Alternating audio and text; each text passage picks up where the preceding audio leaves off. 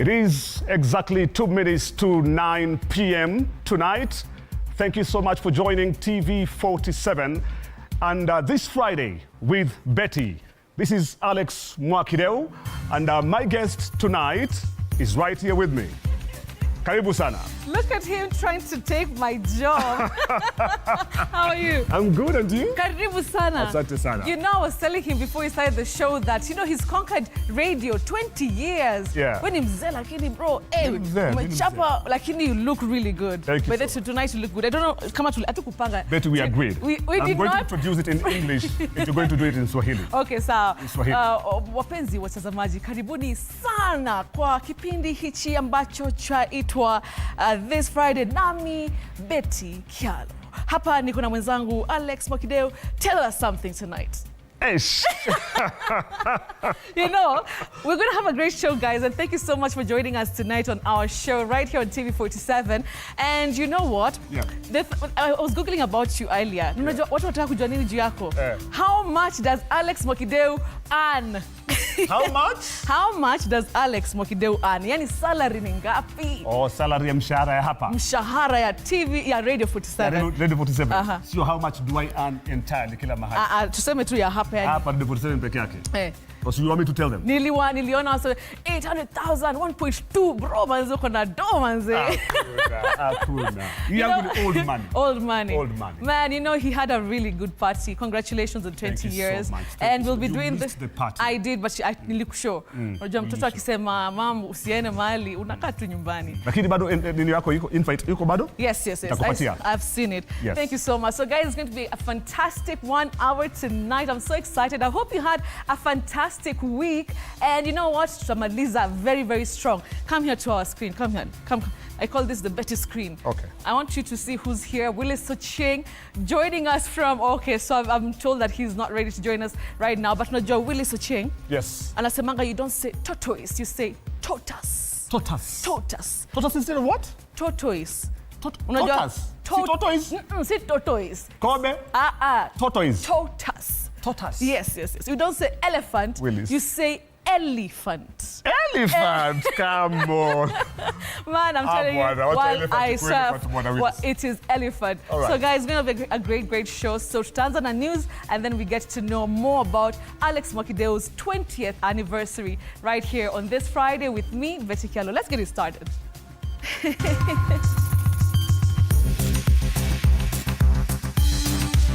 Tonight, police in Nakuru are on a manhunt for Pastor Elias Njau of Jesus Compassion Ministry Church for allegedly stabbing his lover at their Rongai home. Hapa ndipo nilisikia ananikatakata. So I tried to protect myself with my hands, and I lost my finger. So I tried to protect myself with my hands, and I lost my fingers. 5 killed, several injured in tragic crash on Sagana Karatin Road. Na hapo ajali ikapatikana. 12 years of mystery. Carries remains of KVDA MD who went missing for 12 years before his body was found in a shallow grave from his KO home. Mifupa ama the remains of our father. Also tonight, Karura Forest Management refutes claims that the forest is being sold out to private developers. Was to convert this forest from a productive forest to a conserved ecosystem.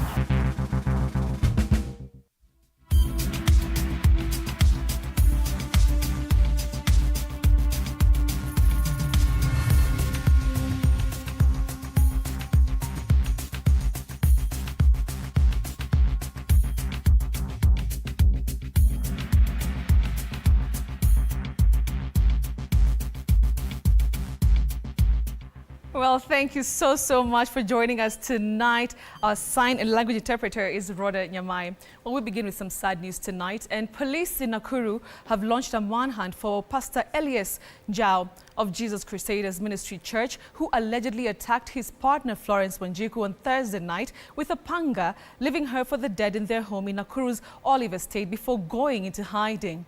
And as Samira Mohammed now tells us, Wanjiku is currently receiving treatment at the Optimum Hospital in Nakuru. Hours after President William Ruto condemned the alarming surge in femicide and gender-based violence in the country, a manhunt is underway for Pastor Alex Mwakideu of Jesus Compassion Ministry Church for allegedly stabbing his lover at their Rungai home in Nakuru County. I am aware that most of these cases of murder of women by men have been investigated and prosecuted. According to the victim, Florence Wanjiku, the two met earlier in the day before heading to an entertainment joint. Wanjiku left for home unaware that Mwakideu had secretly followed her at her gate. He allegedly attacked her in a vicious assault. And I proceeded home. He decided to be left there for some refreshment. He followed me home. And when I was at the gate, he came attacking me. Wanjiku recounts the horror as she fought for her life, Mwakideu chopping off her fingers and stabbing her repeatedly, leaving her with 18 stab wounds. Her neighbors intervened just in time to save her. Hapa ndipo nilisikia ananikatakata. So I tried to protect myself with my hands. And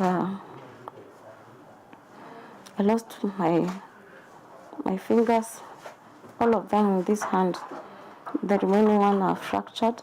Speaking to TV47 from her hospital bed, the mother of two revealed that Mwakideu attempted to access the facility where she has been admitted but was blocked by security officers. And later on, he came here.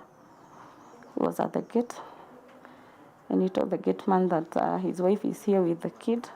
So he wanted to come in, but it was declined. They called for some other forces, security. The brutality has sparked outrage, with leaders across the country condemning the atrocity and demanding swift action from security agencies to apprehend Mwakideu and deliver justice for Wanjiku and her family. Samira Mohammed for TV47, Nairobi. Such a sad story there. Well, now tonight, the Friends of Karura Forest have refuted claims that Karura Forest is being sold out to private developers, insisting that the ongoing cutting of trees is a move to regenerate the forest. Elizabeth Atieno with the details. Karura Forest, an urban oasis in Nairobi, gazetted in 1932 and jointly managed by the Kenya Forest Service and the Friends of Karura Forest, is in the spotlight after videos surfaced online showing rangers cutting down trees and loading logs onto trucks. The Friends of Karura Forest have dismissed the claims, clarifying that the exercise is part of a long-standing forest restoration project. When the Friends of Karura Forest and the Kenya Forest Service established a joint forest management plan for this forest back in 2010, one of the few things we decided to do at that time was to convert this forest from a productive forest to a conserved ecosystem. The exercise has been happening on an annual basis since the year 2010, where 5 hectares of trees in the forest are cut down and replaced with indigenous trees. In 2010, the Karura forest was 70% productive, meaning the trees were planted mainly for harvesting and 30% indigenous. And now the forest is 60% indigenous and 40% exotic. The Friends of Karura Forest aim to get rid of the 40% exotic trees in the next 4 years. The restoration is taking place after a logging ban in 2018 caused a 6-year delay. We are not removing indigenous trees. We are actually removing selectively those trees that were planted for harvesting. They are way past their maturity. Speculation about deforestation being linked to land grabbing has been vehemently denied by the Friends of Karura Forest. The group emphasizes that the forest land is not for sale. A past legal battle led to the cancellation of 515 fraudulent title deeds tied to Karura Forest. And the Friends of Karura Forest has been in court for many years, from 2010 until 2019. It was in 2019 that Justice Mombi Ngoge ruled in our favor. According to the Friends of Karura Forest, the restoration efforts are aimed at clearing exotic eucalyptus trees that would normally consume excess water, degrade the soil, dry up much faster than indigenous trees, and hinder indigenous growth, making it harder for native plants to thrive. We do not want this dominated monoculture plantation. We want a biodiverse, conserved forest ecosystem. Elizabeth Atieno, TV 47. Well, tonight, after President Ruto cancelled the Adani deal with the top electricity transmission company, KETRACO, electricity shortages in several areas are straining services at national parks and across local communities in Makueni and Kajiado counties. While residents are enduring daily hardships due to power outages, but with the construction of the Sultan Hamoud Loitoktok transmission line, there's hope for relief. This line, with a capacity to transmit power over 120 kilometers, could light up the region. Take a look. The human-wildlife conflict has spiraled into a critical crisis in Makueni and Kajiado counties, with locals facing grave dangers, especially at night when power shortages leave them vulnerable. This comes at a time when the president has scrapped the controversial Adani deal with Kenya's electricity transmission company KETRACO, which had been tasked with boosting electricity supply across the country. This decision means that many areas already grappling with crippling electricity shortages will likely continue to endure these hardships, worsening their plight. We visited Amboseli Primary School in Kajiado County, where the school head teacher describes the relentless invasion of wildlife as a devastating blow to both the community and students, particularly at night. This escalating threat has severely disrupted learning and is endangering lives. You find that the teacher will have to stop teaching, so they'll have to go and sleep. And passing through maybe from one class to the boarding facility. It is a harsh area where we have elephants. For years, the persistent electricity shortage has plagued both the school and nearby communities, with wildlife invasions growing more frequent. Just a stone's throw away from the school lies the Amboseli National Park. According to the head teacher Julius Olilaun, what was once a bad situation has now spiraled into an even worse crisis. The lack of power has also crippled the operations of Amboseli National Park, where poor services are now the norm for the tourists due to the energy deficit. In fact, in a day, more than 20 blackouts. Every time, every night, it was predictable that there would be a problem. And so you cannot properly plan your activities. In the midst of this chaos, as the government scrambles to find a solution to the power crisis, the cancellation of the Adani deal leaves many wondering if the meaningful change will ever come. With the growth of Loitoktok town, the emergence of corporate clients like big hotels, we have other private clients that have come up. That supply from the line in Sultan Hamoud to here proved unreliable. The new energy storage facility in Loitoktok is expected to provide some relief, but locals, especially those in Ekurinyet Market and across Kajiado and Makueni counties, are holding their breath, hoping that this will finally end their years of suffering. Paul Kirobi, TV 47. All right, now, former IEBC chairperson Isaac Hassan and chairperson nominee for the Independent Policing Oversight Authority, IPOA, has pledged to streamline the body by working with the public to restore public confidence in the police service in the wake of the ongoing abductions and killings, as he promised to start an inquiry in some of the missing persons, of course, including Wajir MCA, within the shortest time possible. The 100 million worth Isaac Hassan, who appeared before the National Assembly Security Committee for scrutiny of his suitability as the chairperson of IPOA, says that he will apply his experience on matters civil war to ensure that IPOA's presence is felt by public, of course urging the government to ensure tangible budgets to curb many challenges therein. Our senior reporter Elizabeth Mwakideu with the details. Ask the questions I want. It was a grilling day for former IEBC chairperson Isaac Hassan, the nominee for chairperson of Independent Policing Oversight Authority IPOA, as he appeared before the National Assembly Committee on Administration and Internal Security. Police force that is going to also maintain law and order. People must fear the police. If you are just beating up a police officer who has a gun, what's wrong with your head? Lawmakers pressed Hassan to explain how he plans to balance police service duties with tackling police brutality, which has marred public demonstrations, including the recent Gen Z protests that left tens dead and hundreds injured. Hassan pledged to restore public confidence in IPOA by working closely with the community.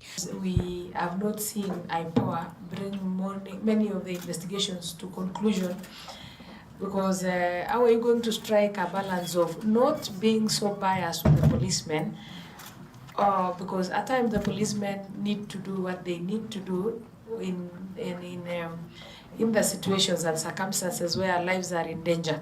Body between 2011 and 2017.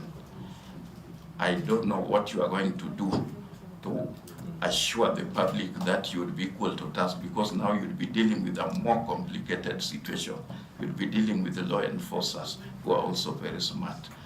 We have to stop. I mean, we have to be very careful not to destroy this country.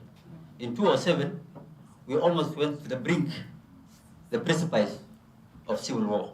We came back, we pulled back. We should never again. And how do you do that? We must respect the rule of law. Addressing the state of abductions and extrajudicial killings, Hassan vowed to implement mandatory body cameras for police officers to enhance accountability. He also promised to launch investigations into missing persons cases within 14 days if confirmed as IPOA chairperson. 3 months down the line, that the issue of the MCA is not closed. Mr. Chair, I want you to give us an assurance that that matter will be closed, since you're going to oversight the police. We need to force the policemen to wear body cameras. In other countries like South Africa, the US, they actually allow police to wear body cameras, so that when you kill somebody, you can see within 14 days. You should be able to know why he was arrested, and if there's a killing occurred, we need to have an inquest into that.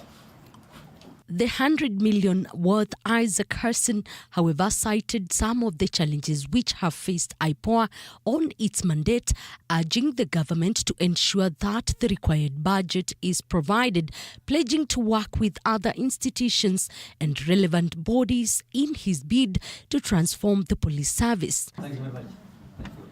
Thank you so much. Elizabeth Matuko, TV47, Nairobi. Now, remains of the former Karura Valley Development Authority boss Silvano Tubey, who disappeared mysteriously 12 years ago, were interred today in a burial ceremony held at Mogorwa area in Baringo Central. Well, Silvano Tubey, who was the managing director at KVDA when he disappeared, is reported to have left his home on the 12th of September 2012 and never returned. Well, remains of his body were discovered by a farm worker in December last year, buried in a shallow grave just 4 meters from his house in Elgeyo Marakwet. Arnold Adidi has these details. After 12 years of torment, the family of Silvano Tubey, a former managing director at the Karura Valley Development Authority, finally laid him to rest today. Tubey vanished on September 12, 2012 in Chepkurmum area, Elgeyo Marakwet, never to return. The grim breakthrough came earlier this year when a farm worker unearthed human remains in a shallow grave, shockingly just 4 meters from the Tubey family home. DNA results confirmed the worst fears. It was Tubey's body. Tumepata remains au vitu kama mafupa na tumegundua, sababu nimeita serikali alikuja huko hivi hapa, ndio walikuja huko kwa wingi. Basi kupiga saa 7 saa 8 waligundua ni Silvano Tubey na ndio huyu. Kwa hivyo nilikuwa nasema hiyo kueleza nyinyi wote, sababu ilikuwa miujiza kwa mtu kupatea kama huyo ambaye anajulikana Kenya. I can talk about his accomplishments. Haya mambo yote alifanya, hata mnajisomea hapo kwa hiyo. So nitaachia tu hapo kwa hiyo mambo. At the time of his disappearance, Tubei was 58 years old and at the helm of the Kerio Valley Development Authority. In a sinister twist, his wife, initially arrested as the prime suspect and later released for lack of evidence, has been rearrested as investigators reopen the case of his brutal murder. Huyu ni mzee alipotea tarehe 26 mwezi wa September 2012 mpaka the other day January 31st hizo remains yake ilionekana na mwili ilifukuliwa tarehe 4 Januari mwaka huu. Ndio ile investigation iliendelea na pato inaendelea. Wale suspects wawili walinapata kunaswa na mambo haya inaendelea kotini. Tulikuwa na uchungu kubwa katika familia yetu, na kwa hivyo sasa Waingereza wanasemanga we are bringing closure. During the burial, leaders including Baringo County Deputy Governor Felix Maiyo demanded swift government action to address the escalating cases of disappearances and murders that haunt communities. Viongozi wa kanisa, viongozi wa wazee, viongozi wa kina mama, tafadhali, let's get close to the people because there's a problem in the society. The rate at which people are killing one another, either male or female, is very high. Tafadhali, tuheshimu humanity, heshimu uhai wa mtu. For Tubei's family, the interment marks the end of an agonizing search, but opens a new chapter of seeking justice. The corridors of justice now hold the answers to a murder that has shaken many, leaving an indelible scar on the community.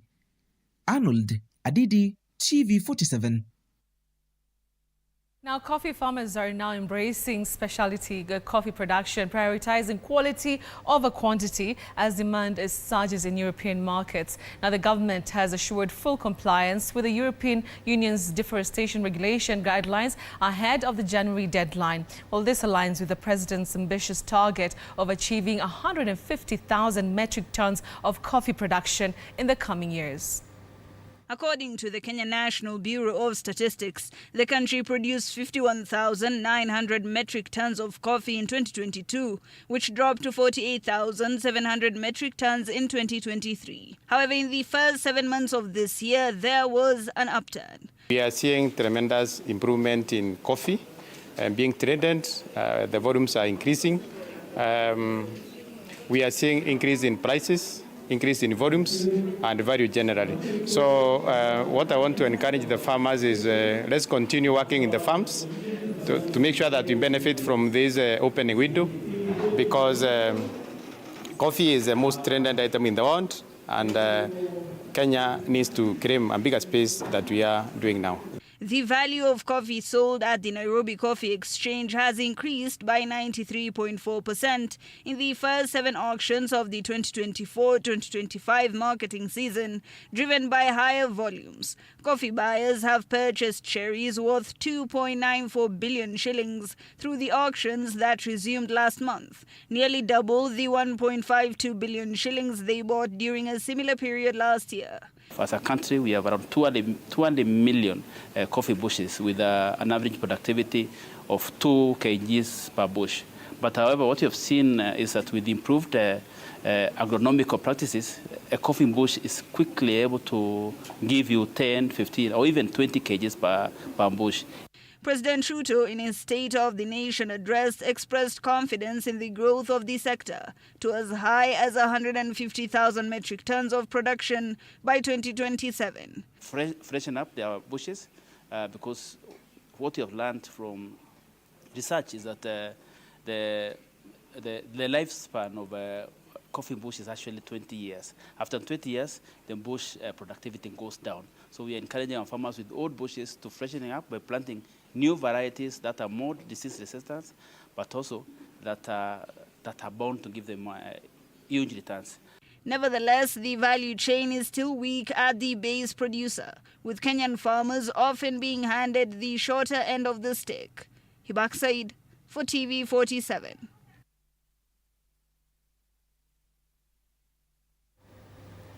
Now moving on, in a tragic incident, 5 people lost their lives today in a horrific road crash along the Karatina-Sagana highway. 2 saloon cars collided head-on with a truck transporting dried maize to Sagana. Reports indicate that the truck's brakes failed, leading to the deadly crash. Take a look. The twisted remains of a lorry and 2 mangled saloon cars tell a harrowing story of a tragedy. 5 lives lost in an instant on the treacherous Kagosho slopes as a truck laden with dried maize barreled out of control towards Sagana. Hapa tumepata mkosi wa accident ya lori yenye ilikuwa imetoka pande ya Karatina ikielekea Nairobi. Imekuta gari mbili zilikuwa zinaendelea zikienda ikaigonga na hapo ajali ikapatikana. Kirinyaga West Traffic Boss Moses Kosgei confirmed the grim details, stating the truck heavily loaded with maize was headed to Sagana while the ill-fated saloon cars were en route to Karatina. Wenye wamefariki ni wengine ni kama walikuwa kwa magari zao. Mwingine hata ni kama alikuwa ameenda kazi, juu alikuwa ni kama ako peke yake kwa gari, lakini ameaga. Eyewitness accounts painting a chilling picture, suspicious of brake failure, sending the lorry hurling down to the steep incline with a little chance for rescue. Imepata kukata breki, ikateremka vibaya na ikagonga magari mawili madogo, ambapo kuna watu 5 wamepoteza maisha yao, lakini majeruhi pia, kulikuwa na majeruhi na wamekimbizwa hospitalini. So desperate attempts by the truck driver hooting and flashing strobe lights went unanswered. The driver of the saloon cars failed to respond, sealing their fate into the catastrophic collision.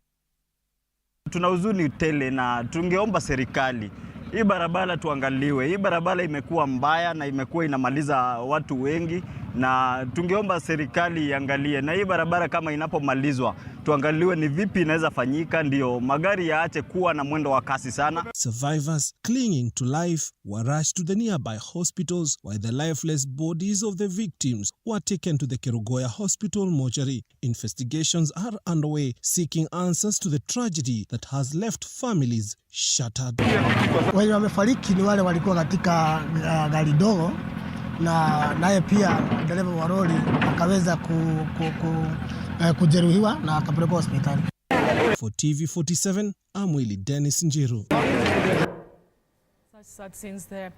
Well, Nairobi Governor Johnson Sakaja has vowed to streamline the county despite numerous challenges, committing to address the capital city's long-neglected roads that have gone unrepaired for months. While speaking before the Senate's County Public Accounts Committee, Governor Sakaja confirmed that the ongoing discussions with the national government had resulted in a collaborative plan to tackle the state of the roads. He further revealed that the county government, in partnership with the Ministry of Transport, had agreed to allocate funds for the repair of all roads under the jurisdiction of the county. Now, the Kenya Urban Roads Authority, KVDA, the Kenya Rural Roads Authority, KARA, and the Kenya National Highways Authority, KENA, decided to do this. Take a look.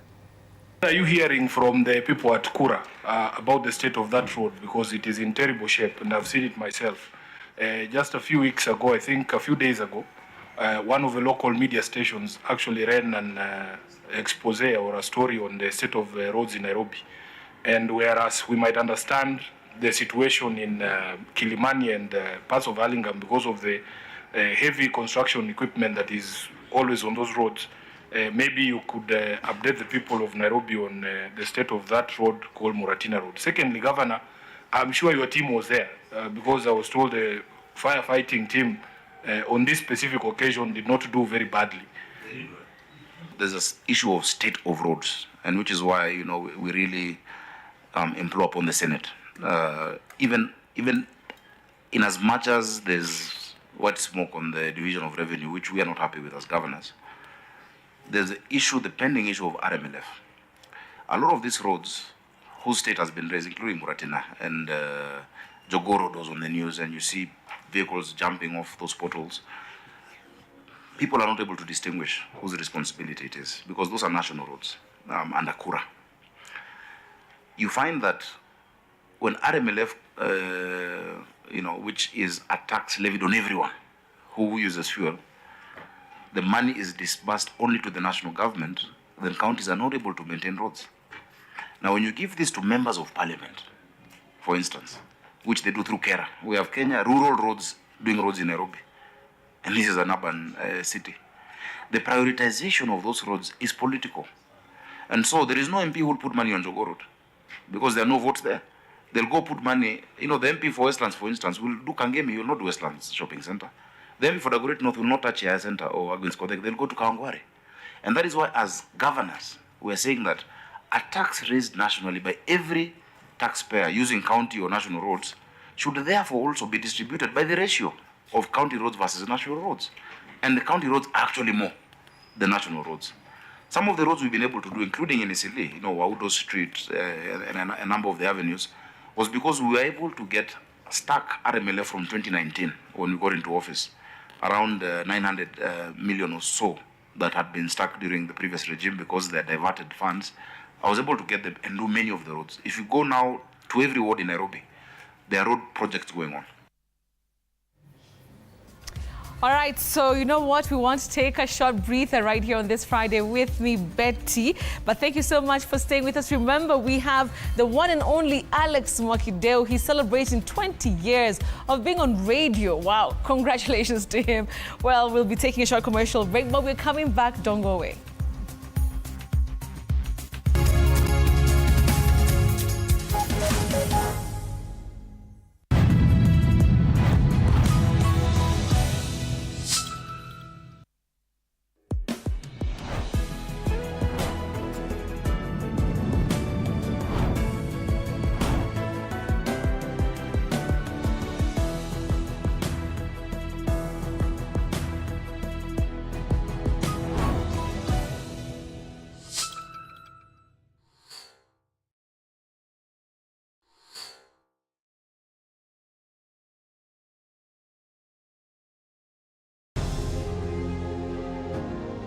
Vile unavyojua watoto wengi sana hawana namna. Mimi ningependelea watoto wasome. I'm here to stress on education. At the same time, let us actually do any kind of sport that we are doing. Sport speaks the best language to everybody. Tunataka tutafute talents. Zile raw talents kutoka kule nyumbani mashinani mahali tuko leo. Hizi mbio za Chepsaita, like all other sports, zinaleta watu pamoja. We want to use this event to uplift the lives of the community. Anafurahia hii mchezo sana. Hata sikaange naambianga watu tuende Chepsaita. Wanafunzi wakimbie ili wakuze talanta ya mbio ama kuhimiza tena elimu. This is the place to be. Hapa ndipo mahali wanastahili kuwa tarehe 7. Wale watoto walikimbia last year, wamekimbia mpaka wamefuka mipaka zetu za Kenya.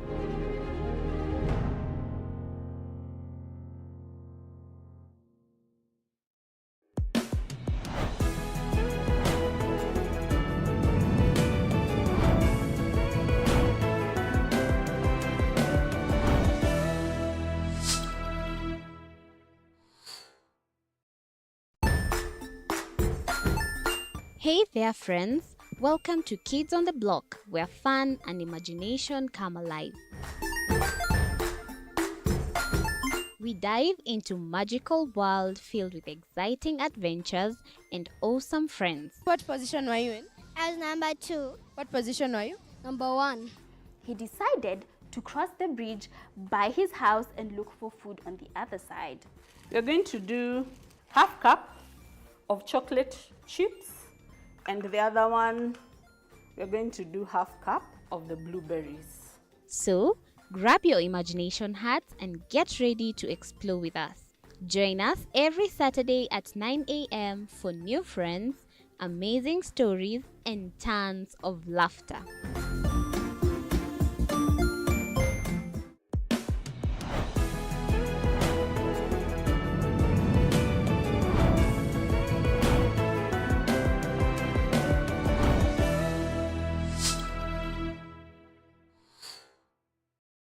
Join us as we explore the journeys of those who defy the odds and break barriers. We dive deep into the stories of triumph. Sometimes when parenting a child with a special need or whatever disability, family life becomes a bit complicated and you may end up raising the child on your own. Here, we inspire. I have a farm which one we showcase with other dyslexic youths and autism, how to farm. Motivate. It's never easy, but what we do, the best thing is to work with another parent who has an elder child than yours. And break through the barriers one story at a time. Push your boundaries beyond the limit. Saturdays at 8 p.m.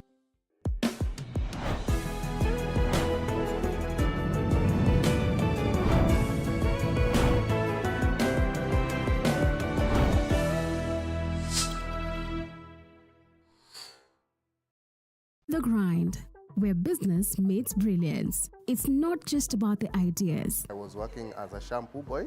I used to wash clients' hair on the sink. It's about making them happen.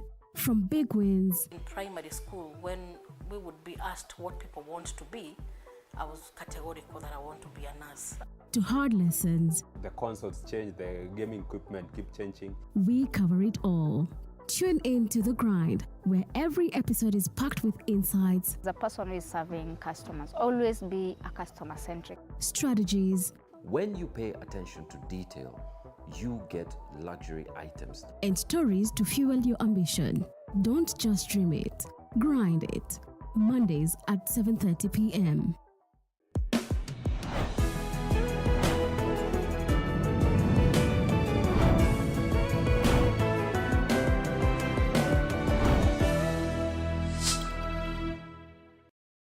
To ensure that all of us are able to participate in making sure that we create a country that is inclusive, both politically and economically. This will be a forum for the youth from the north to engage the government on the development of Kenya, as well as their important role as young people. Since time immemorial, comrades are agents of social change. This event will be broadcast live on TV 47 from 10 a.m. Be part of this conversation. Comrades, now UDA.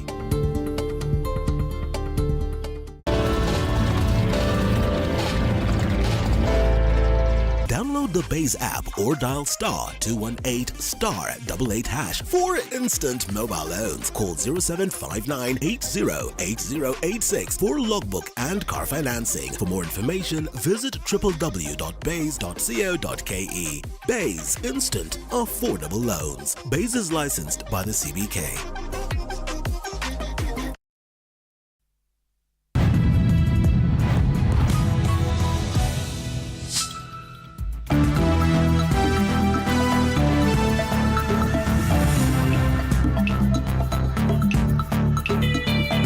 Sports News brought to you by Maybets.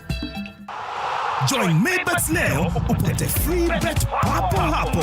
Fanya hivi, chagua home team to win, yani number 1 au draw X au away team 2 kwa game ya siku ya free bet. Weka namba yako ya simu, weka password ya account yako. Chagua submit free bet. Utapata free bet kwa account yako ya Maybets. Usisahau kuverify account yako. Kama hutakuwa verified, utapoteza free bet yako after 2 days. Betting is strictly for 18 years and over. Play responsibly. Terms and conditions apply. BCLB number 0000578. Maybet na minia na najishindia. Pesa inavutia, There goes that jam. All right, let's now take a look at the sporting action. And 6 million shillings will be up for grabs during the second edition of the Great Chepsite cross-country run to be held on the 7th of December at Chepsite Secondary School in Turbo, Uasin Gishu County. Now, this cash prize, 10 secondary schools will receive 10 million shillings worth of scholarships.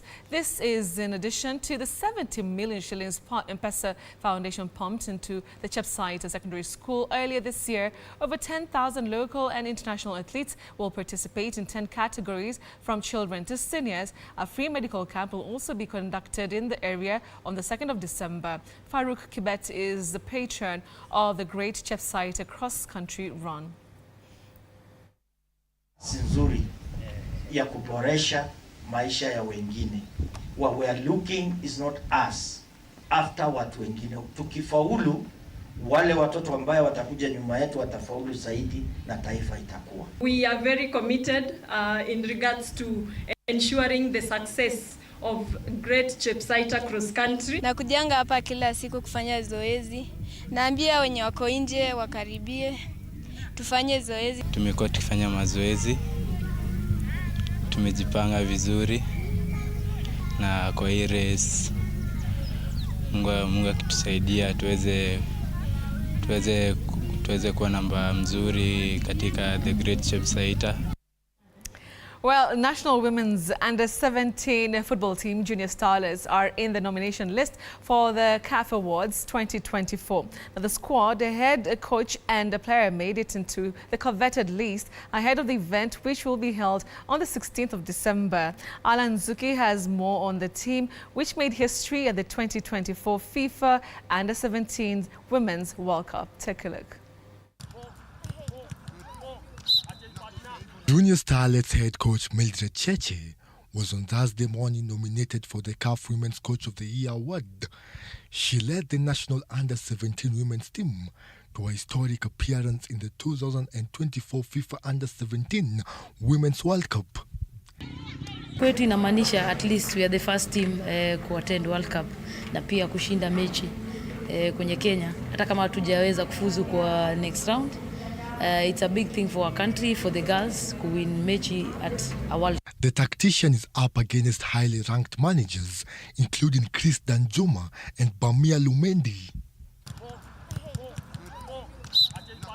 At the same time, the Junior Starlets are in contention for the Women's Team of the Year title after becoming the first ever Kenyan soccer side to feature at the global competition.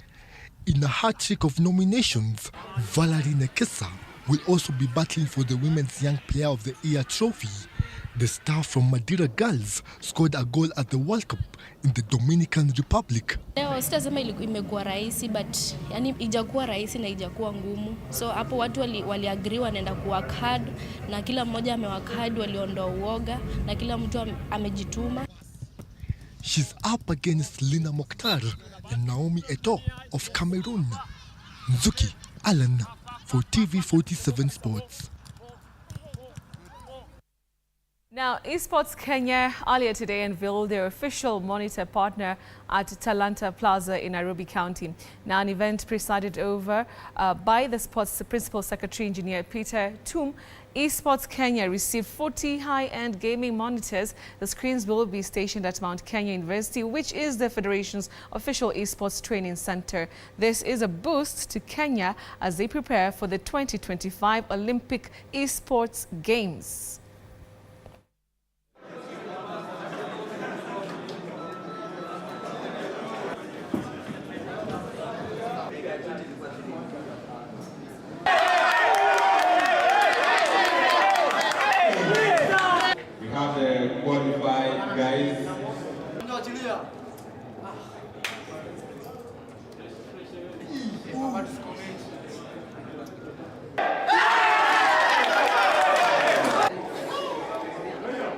When you look at Kenya in this region, and even in Africa, and you speak about technology, we are second to none. Esports is a very fast-growing sport. It's based of making video gaming professional. In our country, it is estimated over 11 million young people play video games. We have supplied, to university 165 hertz refresh rate monitors, which will really help them to get a much better experience. This is a real historic moment where we are now looking esports as a force Kenya because we have great potential in esports.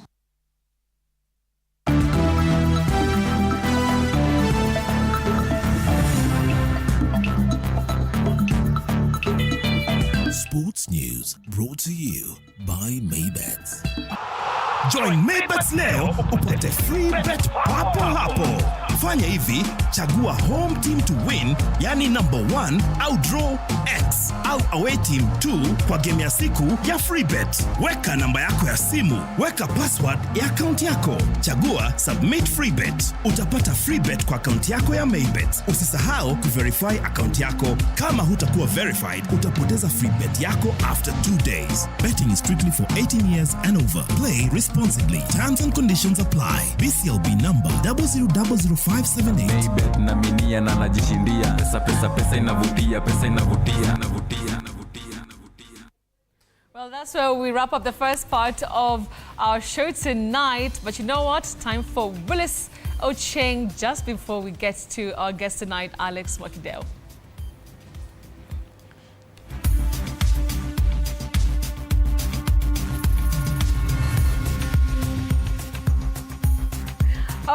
Okay. So, ladies and gents, let's now cross over live and direct to Kisii County and let's talk to the one and only, the master himself, Willis Ocheng. Willis, good evening. How are you doing tonight? You look dashing in red, huh? Dangerous. Betty, my life is good. My day has been good and the week has been great. Okay. How has your week been, Betty? Well, my week has been great. I was just looking forward to our show tonight, so I'm happy that we are here now. Willis, it's so good to see you tonight. Yeah. Of course, I have my words prepared. Yes. So before we get to the ones, and Willis, you have such great interaction online, and I really, really love it. People really engage you on, especially X. Wanauliza maswali mingi, kizungu ni ngumu. Yes. Kiingereza huwa ni kigumu sana. Unajua kuna hata Kiswahili Betty huwa ni ngumu. Manake Kiswahili pia unaweza kusema ni kigumu tunapozingatia Kiswahili sanifu, lakini sasa kila lugha ni muhimu na kuna ugumu wake kwa kiasi fulani. Kigumu, sawa, nimeelewa. Tuko na Alex Mwakideu studio, najua hiyo ndo maneno yake, sawa. Willis, let's get straight to our words tonight. Let me start by the first one. Let me spell it out. S-O-U-V-E-N-I-R. How do we pronounce that, Willis? Oh, Betty, that word is from French. Yes. And you say souvenir. Souvenir in English. Souvenir. Souvenir. Souvenir. Yes. Souvenir. Souvenir. But sometimes when it comes to the French pronunciation, Betty, you may hear of something like near, souvenir. But in English, you say souvenir. Souvenir. Got it, Willis. It has so many difficult words, arrangements there. Okay, souvenir it is. All right, now this one else, this other one is impropriety. Do we say impropriety? Is that the correct pronunciation? You've got it right. Betty, you say impropriety, not impropriety that we commonly hear around us. Impropriety. Impropriety. Got it, Willis. Okay. Now this one, L-A-D-E-N. How do we pronounce that? There's a very popular Christian song. We weak or heavy lad. Is it laden or laden? Willis, I don't know if you know the song, by the way. Betty, what we see in terms of orthography, I want to be honest. I love honesty the way you always love it, Betty. I have not listened to that song, but Betty, when we talk about English, certain words are not pronounced the way they are spelled, not as per the letter sequence. Like this word, you say laden, laden, not laden. Laden, no. Laden, no. Laden. Laden it is. Thank you, Willis. I think we've been singing the wrong thing. So it's laden. Laden, thank you. It happens. Okay, Willis. It happens. We are human beings, Betty, and we cannot be perfect or spotless. Absolutely. All right, Willis, let's get straight to your words. Yes, Betty will have to be a bit fast tonight, and I know those are our viewers who sent in words. They are also chonjo. Nikilitumia neno la Kiswahili, Betty. Now, Tony Ndiritu, you say sesquipedalian. Sesquipedalian that is a term from Latin, and when you refer to very long or polysyllabic words or very long sentences. Sesquipedalian, or you can also say sesquipedalian. Now, Sami Mwada of Muranga, thank you very much. He's very excited about the show, but we have to keep it TV 47. Aska N. Mbidi of Nairobi and Gidi at Kenyan_Jin. You say indicted, not indicted. Indicted, no. If you say indicted, you can also consult Betty. She'll help you. She'll tell you it is indicted. Then we say vindicated. Then we have David. You say Wednesday, February and day poll. Titus Bravov Nakuru, sociopath. Socio, not social. Sociopath and regime. Kevin Ongaro, Kavoti, Otieno Aroz, and Peter Opio, you say Rangwe. Then we have Judith Momanyi of Kisii, you say flower for Unga. And I want to have a very special request to our viewers. Please, because of time, I'll ensure that I cover all your words next week. But Kalis Ngeno, you say Thailand. Thailand. Then Omondi at 0618, you say promotion. Now, Betty, let's go to that word for testing our tongues. We have this word, and it's very common and very popular with our viewers. You say promotion. Promotion, not promotion. Promotion, no. Promotion, no. Promotion. All right. Then we come to this word, which is our surprise word for tonight. Avoid saying thesis. You say thesis. Thesis. Okay. Alafu Betty, nimeomba niachie hapo kwa sababu ya shughuli nyingi za leo usiku, nikisema huyo Alex Mwakideu umpatie a special salute pamoja na Emmanuel Mwashumbe, Ali Hassan o Hassan mwana wa Ali, Justice Maganga, na Billy Mia, without forgetting that reporter Kombo Alfayo from Kisii. Lovely. Betty, back to you. Lovely, Willis. And you know, there was a confusion there with with the placards. So there was that deteriorate. Yes. That's the one you said. I think there was a small confusion there.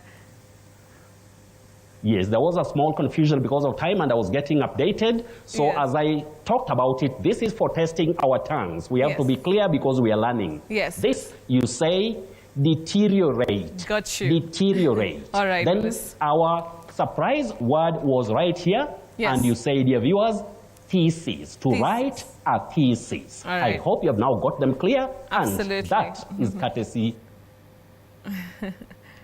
Well, thank you very much, Willis. We really appreciate it. I think we have a bit of technical issues, maybe because of the weather. But of course, he's done a great job as always. And of course, he's going to tackle so many other words that you've requested him. And he's going to be tackling them next week. All right. If you also want to interact with him throughout the week before Friday, you can, of course, talk to him. His handle is at Willis Ocheng 1. Talk to him on X, and he's going to be able to help you with any pronunciation, just in case you're going for an interview or a date or something, so you know correct pronunciations. Willis Ocheng joining us there from Kisii County.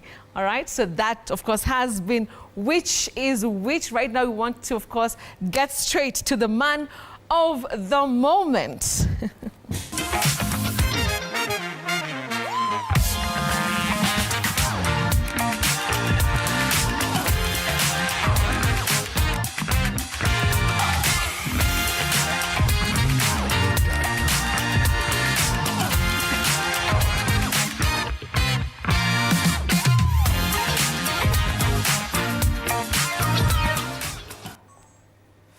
All right, so ladies and gentlemen, like I mentioned, it's now time to get to know our guest better. He's a guy who has been on radio for 20 years. I mean, I salute him as a fellow journalist. But of course, he grew up born in Mombasa, went to Shimo La Tewa, and there's a funny story about him being expelled from school. Alex, how are you doing this evening?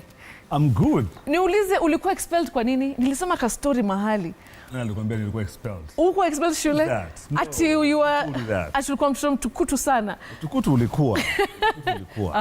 As to a level where you know the principal would actually suspend me, give me that suspension letter, and suspend me like for 2 weeks, and I would not even go home. The next morning, ananiona niko pale ba. Unakataa kwenda home. Nilikuwa nimekufukuza uende zako nyumbani wewe. Mimi niko pale bado naambia mimi siwezi enda home. Kwa nini wazazi walikuwa wakali?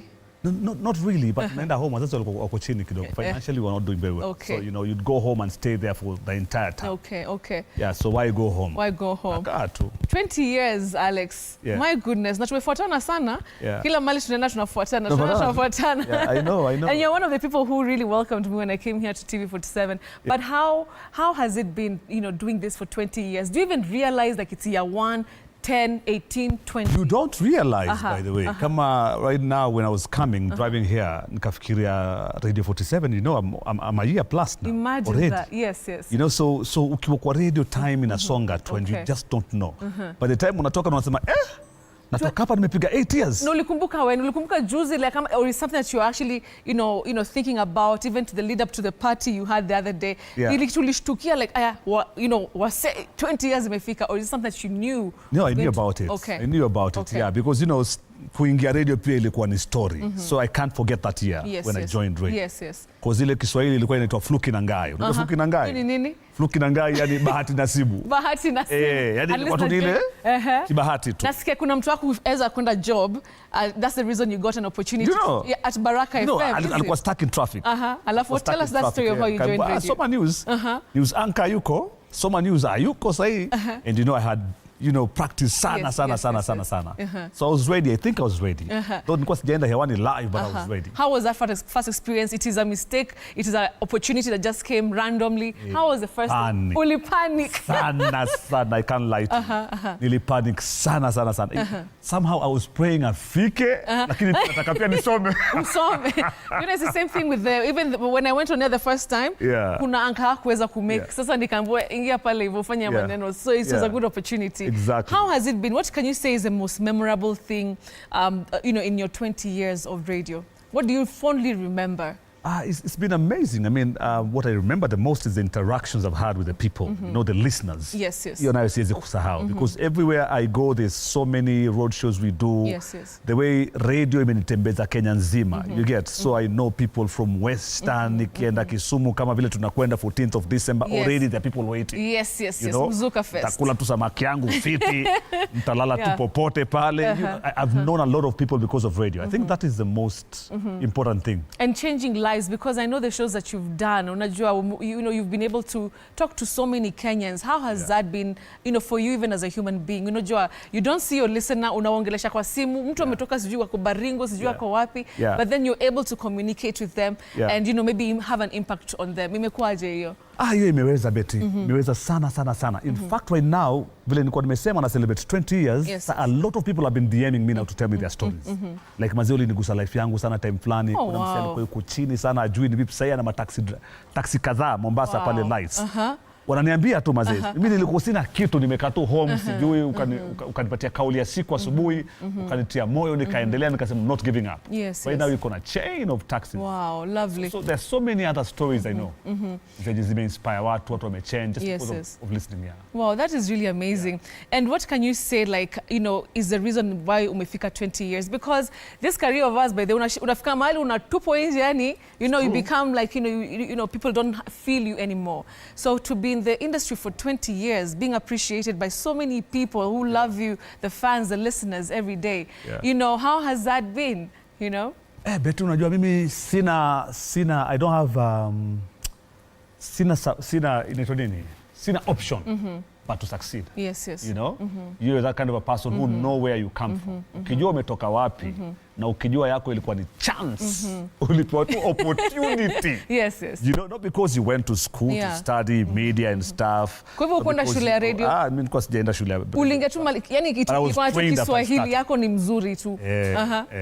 So sikuenda shule ya radio. So yangu kwa vile ni opportunity and someone gave me that opportunity, then siwezi kumess, So 20 There's so many people behind me who are looking after me and stuff. Wananicheki, wanakuwa inspired, now motivated. As in sina chance, sina chance ya kufail kabisa. If it was not radio, what else would you have done? I would have been a tour guide. Tour guide. Kwa nini tour guide? Mimi nikigrow up, nimegrow up Mombasa. Mombasa, so watu ambao walikuwa wanatesa Mombasa hiyo time ni watu wameenda majuu. You getting? Watu tu wameenda majuu. Wala kupanda ndege ama kwenda ile ukweli. Airport nini majuu, Germany, Switzerland, wametembea. They come back na ma chains and gold, silver. Matisha zile nini, matatu, wajenga nyumba. Every one of us wanted to go majuu. Kugo majuu tumekuwa ukienda majuu wewe hiyo ni option. Umekuwa successful, That's the best so I wanted to be a tour guide, ndo niende majuu. Tour guide ndo ende majuu. How does that, hiyo sielewi hiyo relation hapo? Tour guide pale ni nini kidogo, mama mzungu. Yaani unategea mama wale wa Italiano wale. Piga tizi unakuwa na 6 pack. Tizi kwa beach na nini Muitaliano mmoja pale wa Mjerumani fulani, wewe Germany. That was my plan. Hiyo yani plan yako. Kama wale ma beach boys ni nini? Beach boy ni nini pale? Wanajua sitakosa mzungu. So kwa tour guide wewe maisha yako ingie Germany. Kwa Berlin. Berlin pale Ujerumani. But things now changed and you were able to get the opportunity. You've grown so much. Yeah. What can you say about maybe the people who you've worked with? You've worked with the greats, Emmanuel, Jalango. Yeah. How have they also impacted your career such that asubuhi ukiamka, you're not like, oh my goodness, naenda job. Yani you have the psyche, you have the energy because of also the people who wale wako around you. These people, when you work with them, radio is different because you wake up very early in the morning and wake at 3 a.m. in the morning, so that you try and be at work around 4 for something 3 a.m. every morning, Monday to Friday. Your man says, but to your share. Then imagine you get to work at around 4 something, At work, Mwashumbe ndo huyu. So from 4, niko na Mwashumbe paka 10. Kelele. Monday to Friday. Oh my goodness. He becomes like part of your life. Yes. It becomes part of your life because you spend like 5-6 hours together every Monday. Na ukienda hii station anakufuata, mnafuatana tu hivyo. Mnafuatana. Thank God nimefika nyumbani sasa, kuna kutoka sasa Radio 47. Kutoka? Hakuna kutoka Radio 47. Hapa sasa ndo mwisho. Alafu niende wapi sasa? I've done it all. Okay. So people become friends and tumekuwa tight beyond radio because sisi mtu ambaye uko naye kila siku kwa so many hours every day, they become like family. Washumbe watu hawajui lakini tumenunua shamba pamoja hivi. Neighbors. Tunajenga pamoja. Nice. Jalas the same thing. Tumenunua shamba pamoja, tunajenga pamoja. Oh wow. So tumekuwa beyond radio, sisi ni mabeste sana. Yes.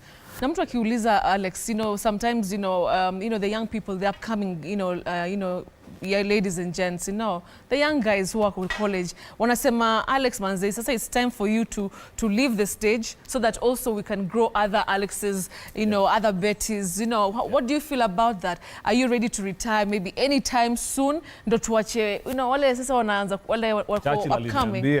Ndio mwanzo mkoko unalika maua. Hiyo ni kusema nini? Ongea pole. No, you told me you're just getting started. Okay. Because everyone has a calling. You see, kuna wengine waliingia siasa na wakaingia siasa. But you see, your journey is different from mine. Absolutely. I have a totally different journey. So sijasema na retire kabisa. Ni retire na ndo nimeingia radio ambayo napenda. Sasa hivi niko Radio 47. Kwa hivyo sasa I'm happy here. So where do you want me to go now? So unaenda kuretire bado wewe? Bado nipo sana. And what do you do to usaidia wale, those upcoming? Do you normally do like, mentorship? Do you call them to the studio? Wanakuja wana what you doing? How do you help wale wanakuja? Mentorship, yes, but I'll tell you something. Na hii ndo kitu ambacho mimi na challenge vijana wengi. Wengi you would want to try and help someone ama to mentor someone, lakini ukimwangalia hajitumi ya kutosha. Masabu vijana wa siku hizi wanataka vitu vya faster. Yes. Mwakideu sawa unanimentor lakini nitaandikwa lini? So I can start getting a salary. They don't know that when I started ilikuwa kwa retainer ya 5,000. Nakumbuka hiyo for a long time. Hata sisi tulipotea 5,000 tukianza. 5,000 for a long time. End month. Na nikahama home. Nikaenda nikaanza kuishi peke yangu. So they want things to happen very fast. Yet we worked for so many years. And we did a lot of shows. Yes. We worked for like 16 hours, sometimes even 17, 18 hours, Betty. Yes. Na salary of 5,000. Na uko tu unang'ang'ana because you want to be employed. Yes. Lakini sasa hivi vijana wengi wa siku hizi hawezi kung'ang'ana for so long. Wana grow. They get tired. They get tired. Maybe this is not my thing. Let me try something else. But if you know this is your thing, unang'ang'ana all unashikilia, and every day you deliver more than you're expected to deliver. Exactly. Every single day. Yes. And then discipline, consistency, and then you listen and you learn, and you want to be better every single day. I love that you've said about what you've said about listening. Listening. Watu hataki kuambiwa. Hawataki. Unajaribu kuambia mtu kitu kwa like zivi najua sana. Alafu kuna Google. Na kuna Google na ChatGPT. Kitambo kulikuwa kuna Google, hakuna ChatGPT na kadhalika, so you have to listen. Ukiambiwa unasikia. Unasikiza. Yeah. Interesting. Yeah. Now, coming to family, because nakunanga pale Instagram, you're also a dad, beautiful girls, Mariam, your lovely wife. How do you balance? Unaamka asubuhi, jamani unaacha nyumbani yani saa 9 asubuhi. Yeah. How do you then make sure that you're still a family guy, you're still taking care of the other side of Alex? Well, I can tell you for sure, I'm so much a family guy, and this is one of the reasons why I thought about politics. Nikasema hapana. Nikakataa politics. Because politics takes you away from your family. Yes. That's the main reason why nilikataa politics in 2022. Ulikuwa unataka kurun wapi? Nilikuwa kurun mimi. Wapi? Uko Mombasa? Home Taita. Taita. Lakini nikafikiria nikasema itaniteka sana. Unaona ungeshinda? Ukiniona kwa balo tujue nimeshinda. Ukiniona kwa balo. Imeingiana. Kiran nimechukua. Yes. But so that's the reason why. Home kama sasa hivi nimeacha watoi wako movie night imeisha, lakini inaanza kama 6:30 every Friday. We have a movie night. We do movie night and I'm always there. Every Friday. Now you're always there. Yes. Hakuna dunda? Dunda niliacha zamu. Hakuna dunda mimi. Mimi every Friday movie night na watoi. Every Saturday tunaweza enda mahali. Lakini ni Sunday. Every Sunday we must go to church together, we must go to a place together. So tuko pia na game night Saturday. Game night tunacheza sana ma game night. Ukienda katika YouTube utaona paka nimefungulia YouTube. So we have game nights, we have so I love spending time with my family. With your family. Yeah. So what's also looking at business, because najua pia ulikuwa wewe ni mfanyi biashara. Kuna yeye naona ulikuwa you actually advertised it so much. Instagram, the car wash. What happened to the car wash? I had two, by the way. One in Kitengela and one in Athi River. The one in Athi River is still operational. Okay. Inafanya job bado, inafanya kazi fiti kabisa. The one in Kitengela is the one that I closed. Kwa sababu ile Kitengela, unajua pale Athi River mimi ni landlord. Okay. Wewe ni landlord? Hapo mimi ni landlord Athi River. Kitengela nilikuwa tenant. Okay. Tenant ni ngumu. Tenant ni ngumu sana. Biashara tenant ni ngumu sana. So niliprepare your space fiti sana. You know the way you invest a lot of money to put up your car wash, put up a restaurant and everything. Kwa tenancy, and then the landlord tukakosana naye kidogo. Kukosana sana nikasema hapana. Staki, that's why I closed down. You closed down. Are you looking to open any other thing or any other businesses zile unafanya sasa hivi? The thing I want to do is the same, because I love cars so much. Na mimi napenda kupampa magari sana. And I know what to do and how to clean a car properly. Okay. Nilikuwa inafika time sometimes napiga gwanda mwenyewe. Gwanda ni nini? Piga gwanda la kazi. Gwanda la kazi. Gwanda la kazi. Gwanda la kazi mwenyewe naingia pale na kuoshia dashboard fiti, na kupiga steam cleaning pale engine yako fiti, post ndani fiti. You know, paka unafurahi. So I love cars, and the only way I can do it again is by getting my own space. Your own space. So kwa landlord, kwa ukwe landlord si tenant. Landlord usumbuli. Manze rent ni ngumu. Rent ni ngumu kwa biashara. Okay, now as we wind up, let's talk about your fans. What is it that you want to tell them tonight? Because I know since I posted, they're so excited. Pale Facebook naona, Mwakideu hivi. What can you tell your fans as you celebrate 20 years? Well, I can tell them asante sana, that's number one. Thank you so much for holding me down all the years since I started. Yes. Mimi nilianza tu fiti, nilianza na God, by the way. So kuanzia mwanzo, mafans hawajai ku let down. Labda mimi ni let down. Yes. That's why again I can't let them down. Yes. You know, I have to push myself every day. So first of all, asante sana kwa kuni hold down all the years, 20 years. And then another thing is my story is all about opportunities. When you get an opportunity, what happens? Yes.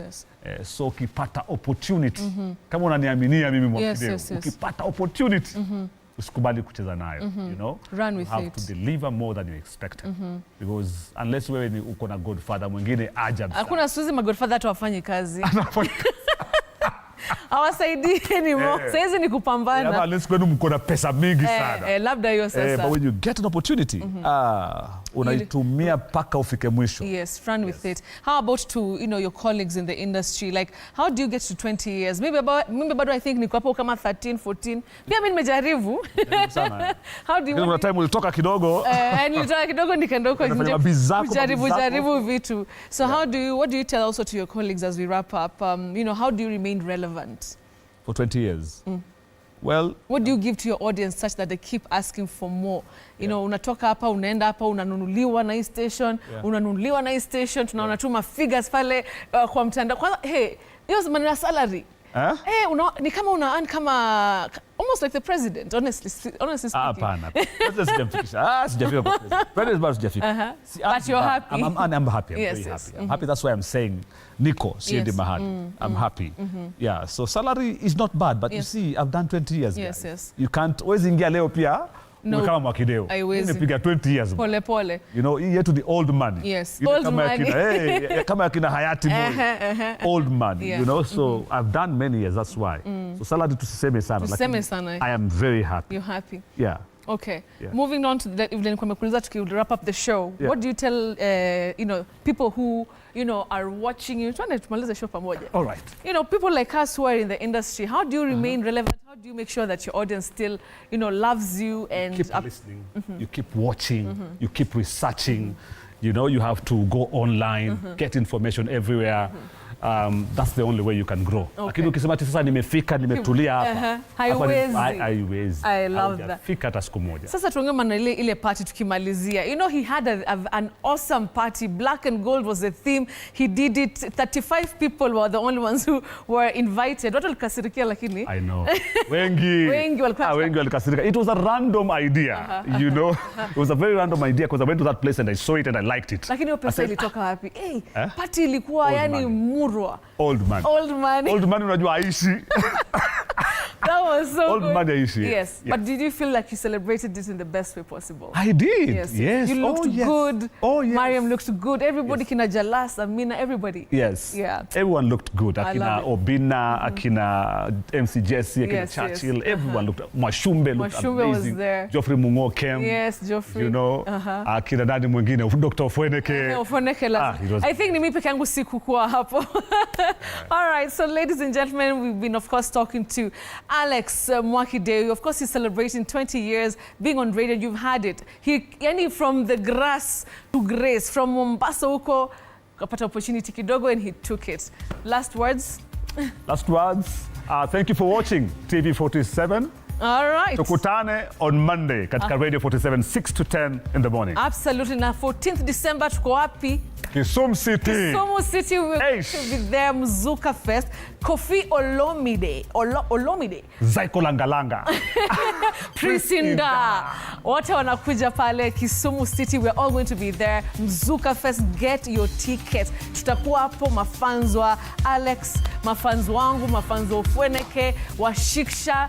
Kila mtu atakuwa hapo. Tafadhali kujeni nyinyi wote. Let's meet in Kisumu 14th December. Get your tickets. Kofi Olomide atakuwa anakuja hapo.